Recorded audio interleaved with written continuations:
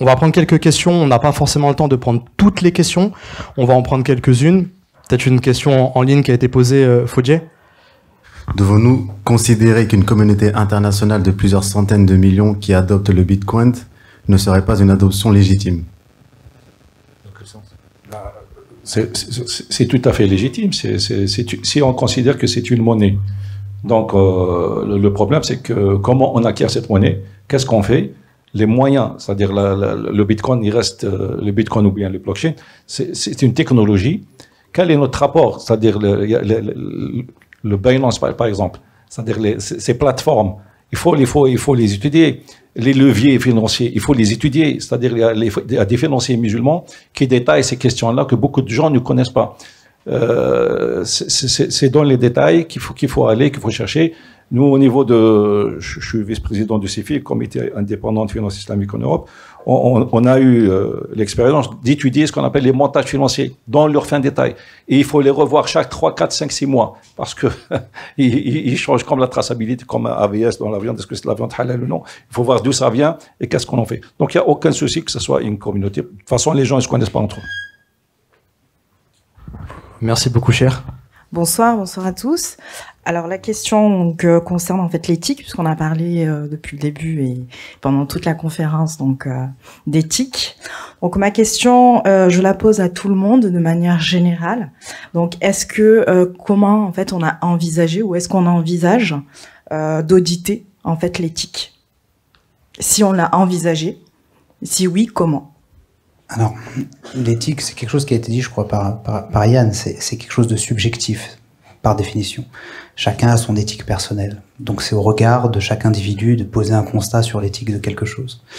Et surtout, l'éthique, c'est quelque chose qui est continuellement en devenir. Donc on n'a jamais cessé d'être éthique. Donc même quand on audite, et là je rejoins ce qui vient d'être dit, même quand on audite un projet, quand on éthique une initiative, une intention, elle peut être éthique à un instant T, mais si quelques mois ou quelques années plus tard, eh bien, le constat est identique et surtout, finalement, le projet est resté à l'identique, est-ce qu'il est toujours éthique s'il n'a pas cherché à encore s'améliorer?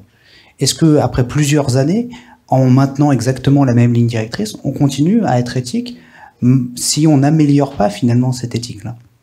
Maintenant, est-ce qu'on a des moyens d'auditer l'éthique?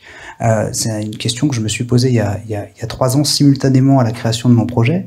C'est que autant je pouvais considérer que mon projet portait un certain nombre d'intentions qui étaient propres à mon éthique personnelle, à mes constats personnels sur ce qu'était la finance, son opacité et les problématiques que ça posait, autant mon projet il répond à 3 problématiques: une viabilité économique.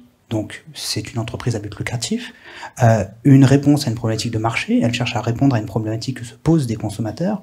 Et troisièmement, ce qui est assez innovant, c'est qu'elle cherche à répondre aussi aux enjeux sociétaux de notre époque. En étant conscient que c'est simple, si on n'y répond pas et si les entreprises ne jouent pas un rôle actif dans ces problématiques-là, il n'y aura plus de marché sur lequel se reposer, donc il n'y aura plus de profitabilité. Donc c'est répondre à ces 3 problématiques. Mais comme j'ai un but lucratif, c'est difficile d'être à la fois porteur de ces notions ou de ces intentions, et en même temps d'être le juge de ce qu'est l'éthique et de la définir, ou en tout cas de poser un regard neutre sur cela. Et c'est pour ça que j'ai décidé, avec un certain nombre de mes partenaires qui partagent des convictions similaires, tout en étant en partie en ayant un regard consultatif sur ce qui va être mené, de créer une fondation à Genève qui va avoir pour but justement de venir évaluer pas que les startups, mais toutes les institutions de la finance conventionnelle sur ce qu'on va définir comme étant éthique à un instant T, qui va être modulable, qui va évoluer, d'essayer de décerner des labels, d'évaluer des projets, soutenir des initiatives, et ce, de manière évolutive dans le temps. Je ne sais pas si tu veux ajouter quelque chose, Yann. Peut-être que dans la notion d'auditabilité, il y a une notion de mesure qui est très importante. Elle pose des questions.